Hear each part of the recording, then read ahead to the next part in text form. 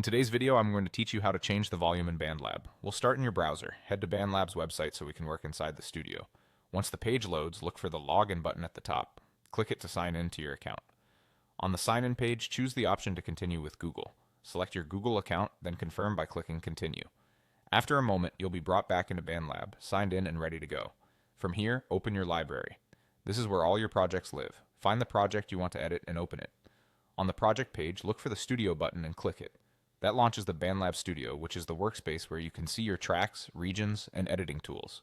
Inside the studio, click the specific track that contains the audio or MIDI you want to adjust. You'll see the regions on that track laid out on the timeline. Now open the editor. The editor gives you more detailed control over the selected region, including the region gain, which is what we'll use to change volume. In the editor, locate the region gain control. It appears as a slider you can drag left or right. Dragging left reduces the volume of that region, and dragging right increases it. As you adjust, keep an eye on the meters to make sure you're not clipping. If the meter turns red or you hear distortion, pull the gain back. A gentle approach works best. Small moves add up and help you avoid a harsh or unbalanced mix. It's helpful to play the section while you adjust, so you can hear how the region sits with the rest of the track. If you notice that only one phrase is too loud, remember that region gain applies to the selected region, not the entire track, which makes it perfect for fixing uneven parts without changing everything else.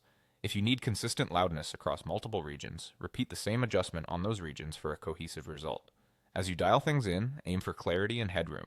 Many producers like to keep peaks safely below zero, often around -6 decibels, to leave space for mixing and mastering.